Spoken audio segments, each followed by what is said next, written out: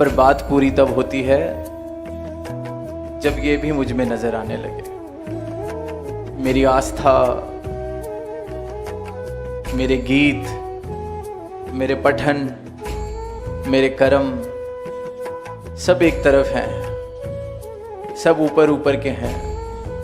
अगर मेरे हृदय में इसका वास नहीं हुआ तो कोई भी चीज़ किसी काम आने वाली नहीं है। जीवन ऐसा हो कि ये परमात्मा उस जीवन से नजर आए, और ऐसा ही जीवन संतों ने जिया है, और ऐसा ही जीवन जीने की प्रेरणा संत युगों युगों से देते आ रहे हैं कि इसे देखा जाए, इसे प्राप्त किया जाए, इसे जाना जाए, पहचाना जाए, मान्यताओं के अनुसार, संस्कारों के अनुसार नहीं, तत्व रूप से जैसा है वैसे का वैसा इसको जाना जाए, देखा जाए, प्राप्त किया जाए, और फिर इसकी झलक इस जीवन में तो ही बात पूरी है। देख लिया, जान लिया, पर जीवन उस अनुसार जिया नहीं जा रहा। रोशनी को देख लिया, पहचान लिया, फिर वापस जाके अंधेरे कमरे में जीवन जीना शुरू कर दिया। तो जीवन रोशन होना जरूरी है, तभी वो प्रमाण बनता है कि इस जीवन में रोशनी है। सिर्फ शब्दों से रोशनी नहीं फैलाई जा सकती, जीवन रोशन होना जरूरी है, लाजमी है।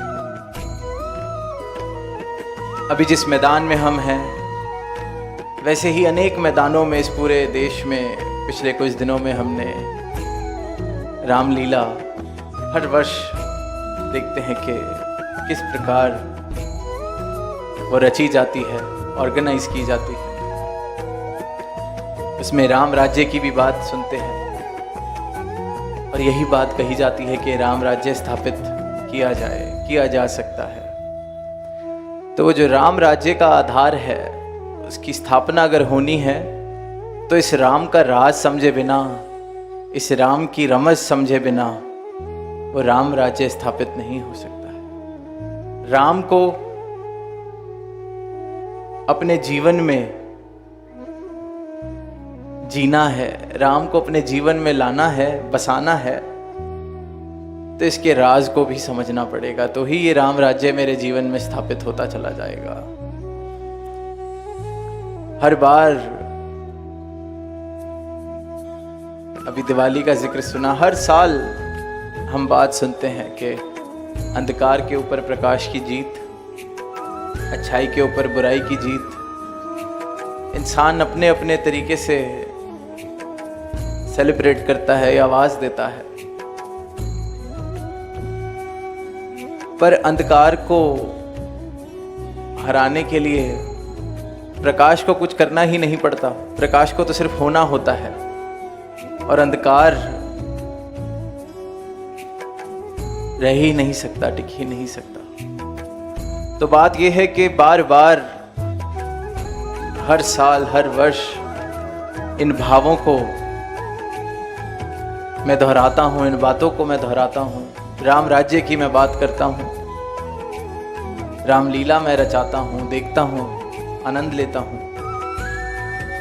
पर इस राम की रमज को अगर समझ लिया तो ही जीवन का मूल है, तो ही जीवन मुकम्मल होता है। और यही आवाज़ संत जन देते आ रहे हैं कि जो जीवन मिला है इसकी कदर कर ली जाए, और इसकी कदर डाल ली जाए। जिस काम के लिए, जिस कार्य के लिए ये मिला है, उस कार्य को पूरा कर लिया जाए, मुक्त अवस्था प्राप्त कर ली जाए। आज वो महापुरुषों ने भाव रखा कि वो 1 रुपए का एक बिस्किट, उसकी संभाल के लिए मैं इतना चेतन हूँ कि चाय में कुछ देर ज़्यादा डूब जाए तो बिस्किट टूट जाता है, चाय में ही गिर जाता है। उस 1 रुपए के एक बिस्किट के लिए मैं इतना चेतन हूँ, पर इस श्वासों के लिए, इस जीवन के लिए मेरी चेतनता, इसकी कदर मैं नहीं डाल पाता। तो मन में भाव ये आ रहे थे कि क्योंकि उस बिस्किट के लिए मैंने 1 रुपए की कीमत चुकाई है, चाहे साधारण सी ही कीमत है, पर चुकाई है, तो मैं कदर कर रहा हूँ। इस जीवन को प्राप्त करने के लिए मैंने कोई कीमत नहीं चुकाई है, ये तो वैसे ही मिला है। परमात्मा ने दे दिया। मैंने कौन सा एप्लीकेशन लगाई थी, मैंने कौन सी कीमत चुकाई है, मैंने कौन सा पेपर पास किया है, मैंने कौन सा एंट्रेंस एग्ज़ाम क्लियर किया है इस जीवन की प्राप्ति के लिए।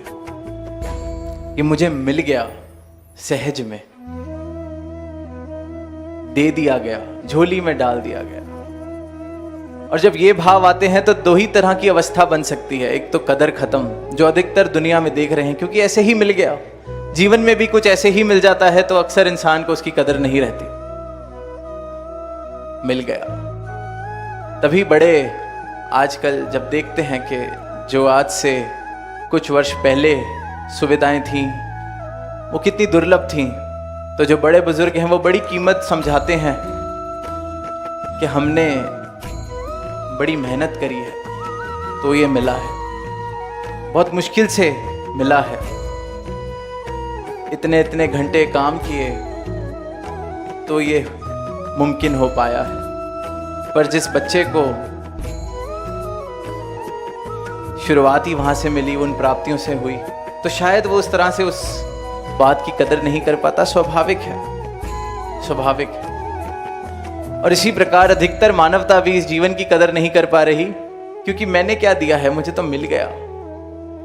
उस चाय के बिस्किट के लिए फिर 1 रुपया खर्चा था, कोई कीमत चुकाई थी। जीवन, अनमोल जीवन, जिसके लिए कहा गया है कि बड़े भाग से मिला है, दुर्लभ है। अगर लाइन में खड़ा हुआ होता, दरवाजे खटखटाए होते, भीख मांगी होती, शायद कदर होती, शायद। ऐसे ही मिल गया, सहज में ही मिल गया, तो कदर कहां से आनी है। तो एक तो ये अवस्था हो सकती है जो अधिकतर अवस्था देखने को मिलती है, और दूसरी अवस्था शुक्राने वाली, दूसरी अवस्था कि जब ये जीवन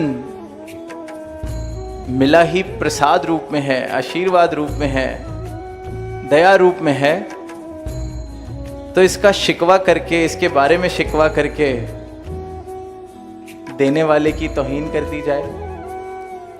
जो दाता है उसके आगे इस जीवन का तो शुक्राना मैंने नहीं किया, फिर इस जीवन में जो कमियां हैं, ये जीवन में अब मेरे मुताबिक जो नहीं है, उसका मैं शिकवा करूं।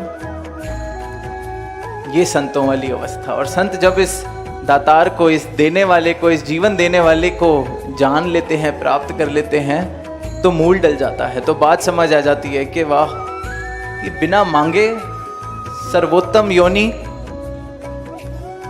बिना मांगे इतने भागों से मिलने वाला जीवन मुझे मिल गया। तो देने वाले से अब शिकवा किस बात का। अब देने वाले से तो यही अरदास बनती है कि ये जिस कार्य के लिए दिया है वो कार्य मैं कर सकूं, जिस तरह से जीने के लिए दिया है उस प्रकार मैं जी सकूं, इसको सजा सकूं, सुनहरा बना सकूं। और वहीं फिर एक बात और भाव जो ध्यान में आ रहा है कि